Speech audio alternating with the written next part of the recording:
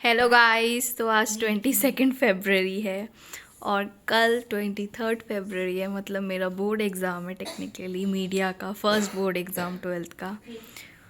और पूजा मैंने कर ली है 1 घंटे, उसके बाद पढ़ लिया है सब कुछ। अब बज रहे हैं 10:15 कुछ, और अभी मैं सोने जाऊंगी क्योंकि सुबह 4 बजे उठ के मुझे रिवाइज़ भी करना है।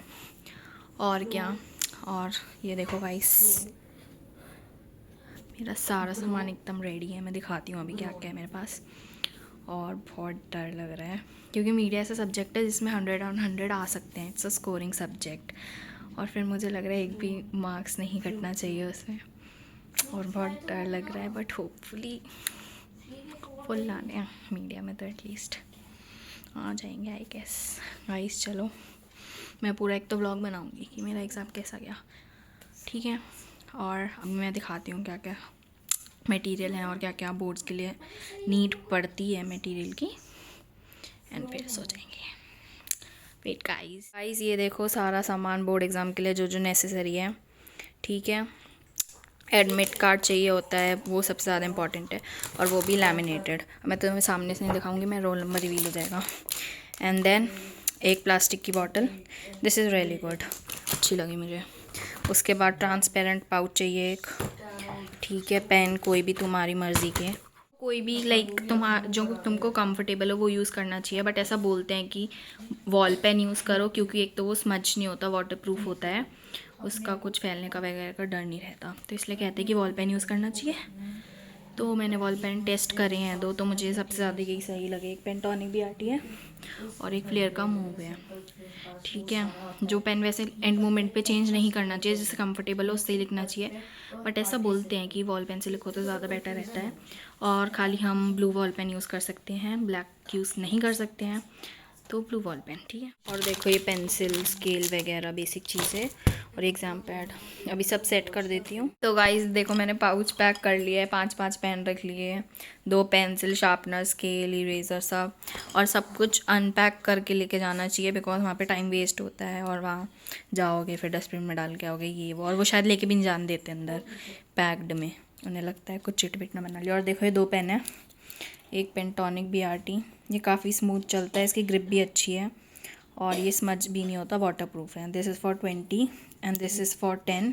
फ्लेयर का मूव, ये भी काफ़ी स्मूथ चलता है, ये इससे ज़्यादा स्मूथ चलता है इस वाले से, तो इसमें थोड़ी हैंड राइटिंग हे वाई चली जाती है, ये है बस। And this is for 10, but ये ज़्यादा स्मूथ चलता है इससे, सो यू कैन ट्राई तुम्हारे बोर्ड एग्ज़ाम्स के लिए या कोई भी एग्ज़ाम्स के लिए। और देखो बॉटल कितनी अच्छी है। हाँ, सब कुछ कर लिया है। अब मैं जा रही हूँ सोने, क्योंकि सुबह 4 बजे उठना है, 10:30 हो चुके हैं। सुबह उठ के एक बार व्लॉग बनाऊँगी, रिवाइज़ करना है, होपफुली आके भी मैं व्लॉग कर पाऊँ, मेरा एग्ज़ाम इतना अच्छा जाए। So bye guys, good night. The next day.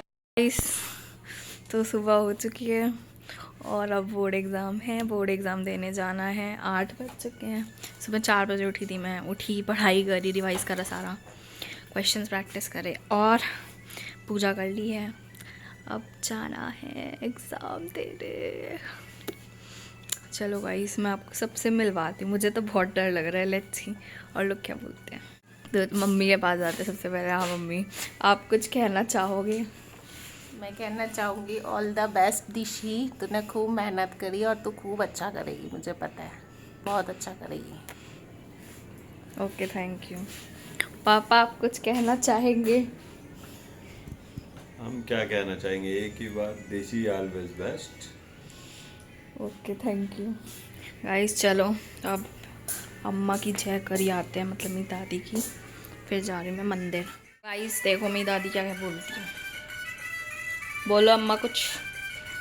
बेटा बहुत अच्छा पेपर हुए तेरा, गॉड ब्लेस यू, बहुत अच्छे नंबर आए, मेरी बेटी सबसे फर्स्ट आए, God bless you. Okay, thank you. चलो गाइस, अब मैं जा रही हूँ मंदिर, फिर सीधा चली जाऊँगी वहाँ पे। कहाँ? पेपर देने स्कूल से जाऊँगी मैं, पहले स्कूल में जाऊँगी, फिर वहाँ से टीचर्स की ब्लेसिंग लेके फिर मैं जाऊँगी। स्कूल बस जाती है तो इसलिए फिर मैं बस में जाऊँगी। किधर? हाँ, सेंटर पे, भूल जाती मैं बोलते बोलते।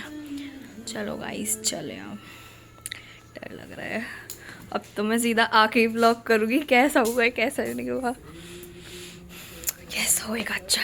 All the best to my self. Bye guys, आके मिलती हूँ, होपफुली मिलने की कंडीशन में रहूँ, बहुत अच्छा पेपर जाए और मज़ा आ जाए बस। ठीक है guys, bye bye. 3 hours later. तो मैं पेपर दे के आ गई हूँ। देखो पेपर वाज मॉडरेट, ऐसा नहीं था बहुत इजी हो देखते ही बस कि हाँ हो जाएगा, थोड़ा पढ़ना पड़ा उसे और इतना इजी तो नहीं था। लास्ट ईयर का वो ज़्यादा इजी था। कब का 25 का, इस बार थोड़ा हाई लेवल था उससे, क्योंकि सारे क्वेश्चन इजी पिछली बार आ गए थे। बट मेरा पेपर अच्छा गया और मेरे 100 आ सकते हैं।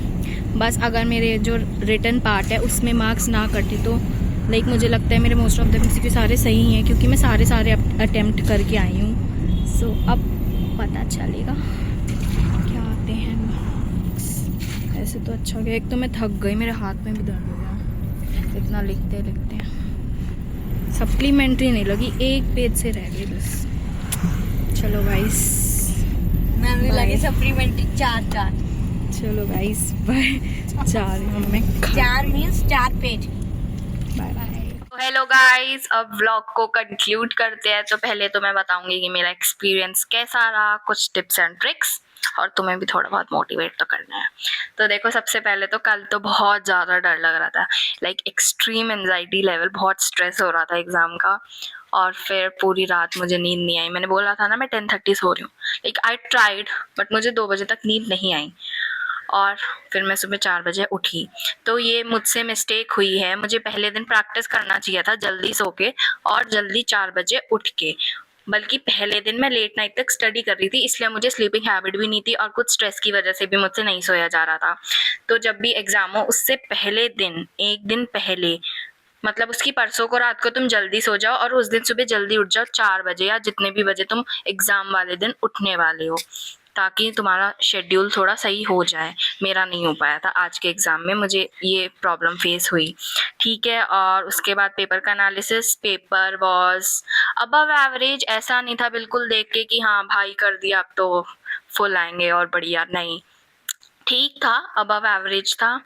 और मतलब इतना टफ भी नहीं था, ना ज़्यादा इजी था, मतलब above average in the sense कि डिफ़िकल्टी लेवल जो था वो मॉडरेट था, वो ठीक था, इजी था। बट मैं अपने स्कोर के हिसाब से बताऊँ तो अबव एवरेज था। और I think and I pray कि 100 on 100 आ जाए। 60 मार्क्स का था, 40 मुझे लगता है प्रैक्टिकल में लग गए, बहुत अच्छा प्रैक्टिकल गया था क्योंकि मेरा। और अबाउट 60 आई रियली विश कि 60 लग जाए, और तुम सब भी मेरे लिए प्रे करो। वैसे अभी तो मुझे थोड़ा रिलीफ लग रहा है, एक पेपर हो गया इसलिए उसका स्ट्रेस तो खत्म हो गया, जो हो गया सो हो गया। मतलब अच्छा हुआ है, बट हाँ डर तो है यार, मैं एक भी मार्क्स कटवाना अफोर्ड नहीं कर सकती इसलिए। और अब साइकोलॉजी का एग्ज़ाम है, उसमें काफ़ी टाइम है, बट हाँ थोड़ा थोड़ा डर तो लग रहा है। वो तो जायज़ है, लगना भी चाहिए, थोड़ा डर इज़ इम्पॉर्टेंट। और एक और चीज़ बट मैंने रियलाइज़ करी है कि ज़्यादा स्ट्रेस नहीं होना चाहिए एग्ज़ाम के टाइम। तुम जितना स्ट्रेस होगे ना उतना दिमाग में तुम्हें डर ही बैठा रहेगा, एग्ज़ाम लिखते टाइम, पढ़ते टाइम, सारे टाइम। तो मतलब स्ट्रेस को छोड़ दो, जो आता है जितना आता है उसे कॉन्फिडेंटली पेपर में लिखो। देखो जितना पढ़ा है वो तो इम्पॉर्टेंट है ही, बट तुम उसे कैसे पेपर में अपनी आंसर शीट में प्रेजेंट कर रहे हो वो बहुत ज़्यादा इम्पॉर्टेंट है। कि लाइक अच्छे से अंडरलाइन करो पॉइंट्स को, चार्ट वगैरह बनाओ, वो सारी चीज़ें ऑल्दो मैं एग्ज़ाम टिप्स एंड ट्रिक्स बताऊंगी कभी और तुम्हें।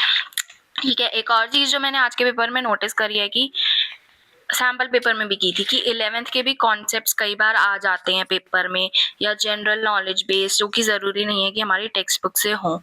स्पेसिफिकली मीडिया की बात कर रही हूँ मैं। और एग्ज़ाम में एनसीईआरटी की या जो भी रिसोर्स मटेरियल है उसकी एक एक लाइन इंपॉर्टेंट है। स्पेशली मीडिया में कुछ भी कहीं से भी आ जाता है। अगर तुमने इतनी सी भी चीज़ मिस कर दी ना, मतलब तुम नहीं कर सकते। अगर तुम पूरे स्कोर के लिए एफर्ट कर रहे हो, 100 on 100 चाहिए, तो तुम अफोर्ड नहीं कर सकते एक भी लाइन मिस करना। जैसे आज के पेपर में एक एग्जाम्पल था कि who appears on camera in non dramatic roles, और इसका आंसर है परफॉर्मर्स। ऑल्दो ये सैम्पल पेपर में था, ठीक है, एक ही सैम्पल पेपर में था, वो भी पुराने से, ठीक है, बट ये इतनी सी, बस ये एक लाइन लिखी है छोटी सी, और उससे क्वेश्चन आ गया तो कहीं भी कुछ भी उठ के आ जाता है। मतलब जो एनसीईआरटी में है वो डिटेल में पता होना चाहिए। और दो और इम्पॉर्टेंट चीज़ जो कि एग्ज़ाम में याद रखनी चाहिए, एक तो जैसे मीडिया के पेपर में होता है कि 5 में से 3 क्वेश्चन अटेम्प्ट करो, 7 में से 6 क्वेश्चन अटेम्प्ट करो, तो उसमें पहले 3 जो भी तुम्हें कॉन्फिडेंट है 5 में से वो अटेम्प्ट कर दो, और बाकी 2 के तुम अटेम्प्ट कर दो अगर तुम्हें आते हैं, या तुक्का लगा दो, क्योंकि पहले 3 ही चेक होंगे अगर ठीक होंगे तो। और इनकेस तुम्हारे पहले 3 में से कोई 2 सही होते हैं, 1 गलत हो जाता है, तो एग्जामिनर में भी लीनियंट हो और वो नीचे वाले चेक कर दे, तो इसलिए मार्क्स नहीं कटेंगे। ये मैंने एआई में किया था 10th में एंड आई स्कोर्ड 100। क्यों? मे बी मेरा कुछ एमसीक्यू गलत हो गया हो और नीचे वाला चेक हो गया हो, मुझे कोई आइडिया नहीं है अब उसका तो, बट हाँ ये करना चाहिए। ऑल्सो क्या, हाँ स्टेशनरी और पेन्स वगैरह पहले दिन एक तो सब सेट कर लो, ताकि सुबह सुबह कोई स्ट्रेस ना हो और ये ना रहे कि ये सामान रह गया वो सामान रह गया। और जो इरेजर के ऊपर की पैकिंग होती है ना, जो भी उस पर कार्डबोर्ड का लगा होता है वो भी उतरवा लेते हैं, तो तुम घर से ही निकाल के जाना। और पेपर जब दो, जैसे बोर्ड एग्जाम्स या कोई भी इंटरनल एग्जाम्स, तो जो पेन तुम पहले से लिख रहे हो या फिर अलग अलग पेन ट्राई करो, ताकि तुम्हें सबसे कंफर्टेबल पेन मिल जाए। एक तो बोर्ड एग्जाम में तो बॉल पेन से लिखना होता है, वाटर प्रूफ, स्मट प्रूफ वगैरह से, तो वैसे पेन ढूंढो, उनकी प्रैक्टिस करो उनके साथ लिखने की, ताकि तुम्हें लिखने की हैबिट हो जाए। और एक और चीज़, जैसे आंसर शीट होती है ना, हॉरिजॉन्टल शीट्स, रुको मेरे पास है मैं दिखाती हूँ। सो देखो ऐसी शीट्स जो कि आंसर शीट होती है, हॉरिजॉन्टल शीट, ये देखो ऐसी आती है, तो ये तो मुझे 2 रुपीज़ की एक पड़ी, ऐसे ही 2-3 रुपए की एक शीट आ जाएगी आराम से। तो इस पे प्रैक्टिस करोगे तो तुम्हें पता चल जाएगा कि तुम्हारा आंसर कितना बड़ा जा रहा है और कैसे क्या लिखा जा रहा है। और बाकी यही था मेरा एक्सपीरियंस और कुछ टिप्स एंड ट्रिक्स जो तुम्हें अभी काम आएगी। कम ही बताई है अभी, जितना मुझे याद आया, क्योंकि ये प्लान नहीं था, ये तो एक व्लॉग है, बट एंड में मैं चाहती थी अच्छा सा कंक्लूड करूं, क्योंकि बहुत टाइम हो गया वीडियोस आए भी। हाँ एक और चीज़, मेरी वीडियोस अभी तो नहीं आएगी, देखो बोर्ड एग्जाम्स चल रहे हैं, 30th को मेरा लास्ट है, 30th मार्च को हिस्ट्री का, उसके बाद मेरी वीडियोस रेगुलर आएगी। CUET होगा कोई नहीं, बट वीडियोस रेगुलर आएगी for both 11th and 12th mass media, ठीक है। और क्या, तुम्हारे भी एग्ज़ाम्स होंगे, चल रहे होंगे बहुत सारे स्कूल्स में, मोस्टली मेरी ऑडियंस जो है वो 11th के जूनियर्स हैं मेरे, तो तुम्हारे फाइनल एग्ज़ाम्स चल रहे होंगे, तो अपने एग्ज़ाम्स अच्छे से दो, बिल्कुल टाइम वेस्ट मत करो। और पता है अगर तुम अभी एक भी दिन वेस्ट करोगे ना, आज तो तुम कर लोगे फ़ोन चलाने में या कुछ करने में, टाइम पास करने में, दोस्तों के साथ जाने में, बट कल जब तुम अपना रिजल्ट देखोगे ना तो तुम्हें बहुत रिग्रेट होगा। उस रिग्रेट को मिस करने के लिए, और ताकि तुम्हें वो रिग्रेट आगे ना हो, आज पढ़ लो, थोड़े टाइम की ही बात है, कितने दिन चलेंगे एग्जाम, ज़्यादा से ज़्यादा 1 महीना पढ़ लो, फिर बीच में जो गैप मिलेगा उसमें एंजॉय कर लेना। और पूरे साल तो करते ही हो, मैं भी करती हूँ, ठीक है।